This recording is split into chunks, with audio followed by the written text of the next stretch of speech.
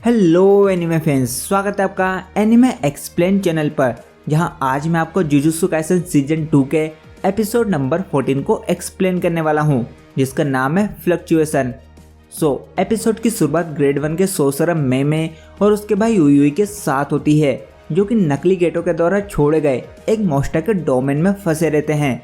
यहाँ मेमे जल्दी से डोमेन कैसे काम करता है इसका पता लगा लेती है, जिसके हिसाब से ये मॉन्स्टर अपने शिकार को सबसे पहले एक ताबूत में कैद करता है, फिर उस पर एक बड़ी सी चट्टान गिराता है और इससे बचने के लिए आपको सिर्फ 3 ही सेकंड का टाइम मिलता है।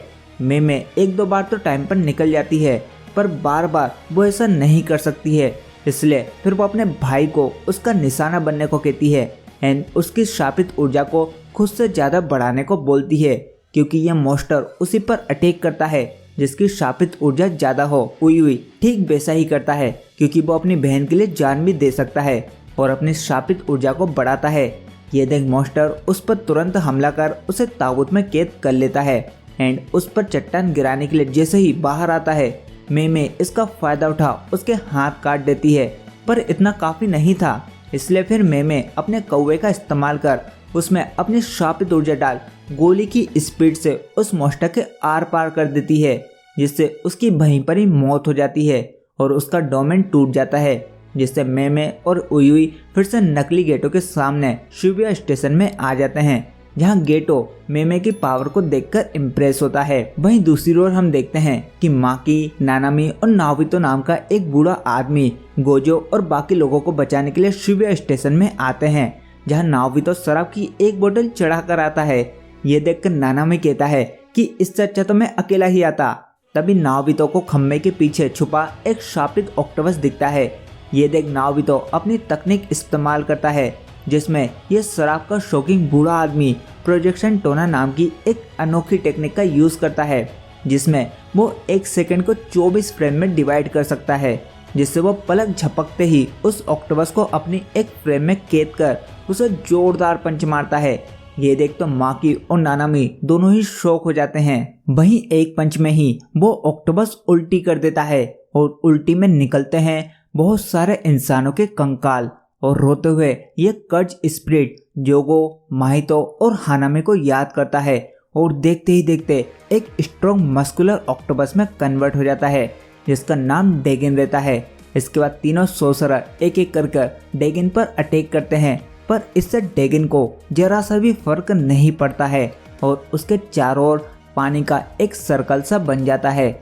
इसके बाद तीनों मिलकर उस पर हमला करते हैं, पर डेगिन खुद को हवा में उड़ा लेता है, बट तभी नावितो उसके पीछे आ उसे जोरदार किक मारता है। यह नावितो इतना तेज रहता है कि वो डेगिन को संभलने तक का मौका नहीं देता है और उसे पंच पर पंच मारता है।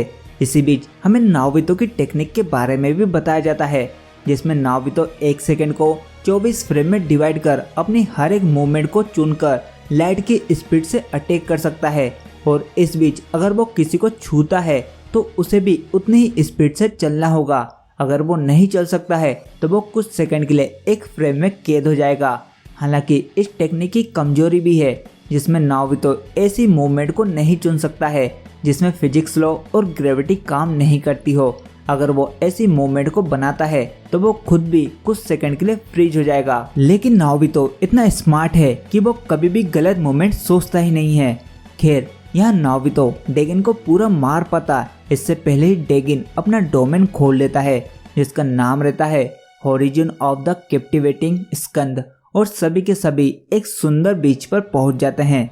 और इससे पहले वो कुछ समझ ही पाते इतने में डेगिन मछलियों से उन पर हमला कर देता है, जिससे नानामी और माकी कुछ घायल हो जाते हैं, पर नावितो खुद को बचाता है अपने डोमेन स्पेशल टेक्निक से। डेगिन समझ जाता है कि नावितो बहुत ही ताकतवर है, इसलिए वो अब 70% पावर का यूज नावितो पर करेगा और बाकी की 30% पावर का यूज माकी और नानामी पर करेगा, जिससे अब डेगिन अपनी डेथ स्वान टेक्निक का यूज करता है, जिससे ढेर सारी मछलियां आती हैं और वो नानामी को काट लेती हैं, साथ ही माकी को भी। पर नावितो इससे बचा था, पर मछलियों की आड़ में डेगिन नावितो को एक जोरदार पंच मारता है, जिससे उसकी कर्ज टेक्निक टूट जाती है और उसे भी कई सारी मछलियां काट लेती हैं। यहाँ डेगिन माकी को सबसे ज्यादा कमजोर बताता है और उसे मारने ही वाला होता है। तभी डोमेन में कदम रखता है मेगुमी, जो कि माकी को उसके स्पेशल ग्रेड 1 के वेपन ला कर देता है, जिसे देखकर माकी खुश हो जाती है। वहीं डेगिन इससे गुस्सा हो मेगुमी पर अटैक करता है। तभी माकी पीछे से उस पर हमला करती है एंड इससे डेगन को अब चोट भी लगती है, क्योंकि मेगुमी के डोमेन की वजह से डेगन का डोमेन कमजोर होने लगा था, जिससे डेगन पहले मेगुमी को मारने की सोचता है और उस पर 2 बड़ी मछलियों से अटैक करता है।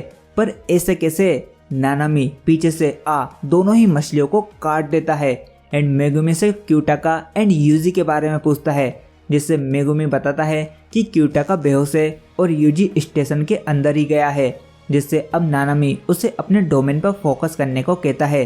वहीं डेगन ये देखकर हैरान होता है कि नानामी और नाओबितो अभी भी जिंदा हैं, लेकिन नाओबितो अपना एक हाथ खो देता है। पर वो कहता है कि भले ही वो 71 साल का हो गया हो, लेकिन वो अपने एक हाथ का बदला जरूर लेगा। वहीं मेगुमी की हालत खराब होती जा रही थी और वो बताता है कि मैं इसके डोमेन को तो खत्म नहीं कर सकता हूँ, लेकिन इसमें एक होल बना सकता हूँ जिससे हम सब बाहर जा सकें। ये सुनकर नानामी माकी और नाओबितो को जल्दी से अपने पास बुलाता है, जिससे वो दोनों जल्दी से नानामी के पास पहुंचते हैं। वहीं डेगन उनका ये प्लान समझ जाता है, पर यहाँ तीनों उस हॉल में कूद कर बाहर जा सकें इतने में तभी कोई बाहर से ही अंदर आने लगता है, जो कि कोई और नहीं बल्कि टोजी था। और ये एपिसोड यहीं पर ही खत्म हो जाता है। अब टोजी इन सोर्सरस से लड़ेगा या डेगन से लड़ेगा, ये तो आने वाले एपिसोड्स में ही पता चलेगा। आपको ये एपिसोड कैसा लगा कमेंट करके जरूर बताना। बाकी वीडियो अच्छी लगी हो तो प्लीज़ वीडियो को लाइक करने के साथ साथ अपने दोस्तों को भी ज़रूर से शेयर करना एंड चैनल पर नए हो तो चैनल को भी सब्सक्राइब कर बेल आइकन को ऑल पर कर देना, ताकि आप और भी आने वाली वीडियोस को मिस ना कर पाओ। सो मिलते हैं जल्दी, तब तक के लिए goodbye and take care.